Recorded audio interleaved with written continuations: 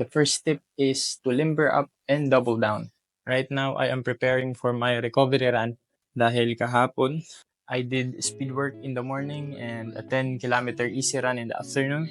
My leg did take up some beating and today is a recovery day. Using my Max Cushion shoes, this is a Nova Blast 4, the trail version.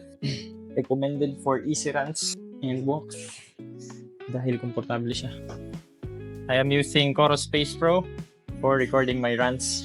3 weeks ago before the Legazpi Marathon, I got in a motorcycle accident. Nothing too serious, pero nadaganan yung paa ko ng motor. So my calf muscle was damaged and gladly about 2 weeks in my recovery is naka-jog na ako. So that led me to have confidence na tumakbo pa rin sa Legazpi Marathon. And if you're like me, na very stubborn and gustong mag-ala David Goggins, then these 4 tips I applied might help you run and finish your long distance event and still enjoy the rest of the event. So without further ado, let's get on with the video.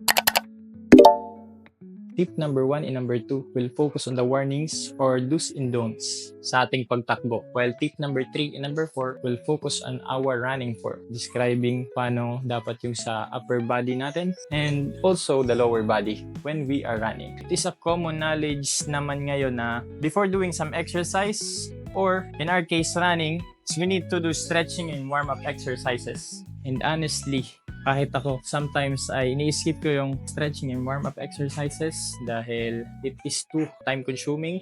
And also, for the beginners, ay intimidated sila dahil akala nila is mahirap gawin yung stretching and warm-up exercises. For me, as simple as doing head rotations for about 20 counts, arm rotations, arm swings, doing the leg swings, hip rotations, simple as this is a kind of passive stretching. Mas lalo na natin itong kailangan during race events. Ay yung hindi natin gustong mangyari is from the start of our race is ma-injured agad tayo or may sumakit sa ating katawan and we could not continue running the race event. So that is our tip number 1. That leads us to tip number 2. No sudden movements or forceful movements. Although yung stretching and warm-up exercises ay ginagawa natin, if sakaling gawin natin yung forceful or sudden movements in the beginning of the race, hindi tayo magkaroon ng risk na ma-injured, but it's still a risk lalo na pagaling tayo sa previous injuries or it can also get us injured during the race for whatever reasons. Might as well get your body warmed up from running a sustainable pace, and then if we feel that we can run fast, I think it's okay to run fast at that moment in time. And we are finished with tip number 1 and tip number 2. We will proceed on the tip number 3, number 4, which focus on our running form. These 4 tips is like a puzzle that if we do all of them, this can help also your performance and then everyday running, because I think this also makes you more efficient, not necessarily very fast but efficient and not get injured. And that leads us to tip number 3, and ang tawag ko dito ay little steps to victory. It focuses us on doing higher steps per minute rather than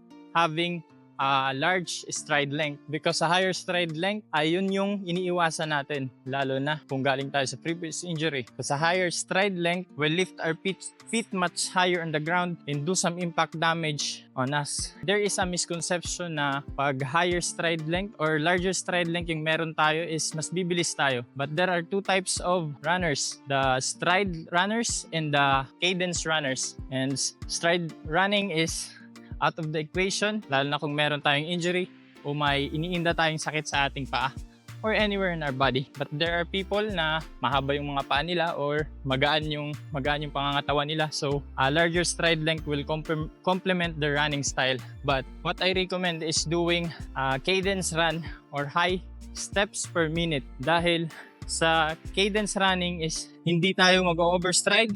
Galing tayo sa injury, kagaya ko, hindi mo magagamit yung muscles mo in full capacity. So we rely on the momentum and the stretchiness of our tendons to finish our run. And I will show you an example on how I did a lower stride length but a higher cadence. Little steps to victory. First off, no sudden movements. I start slow and then I will rely on the momentum of my body to go forward. It is as simple as this. And yung kukomplete sa running form na to is yung tip number 4. And tip number 4, I believe that when running, putting our hands too much forward make us compensate with our legs. And in a result, yung legs natin ay mag-overstride. And yes, that is not what we want to do. So, we must maintain an upright position.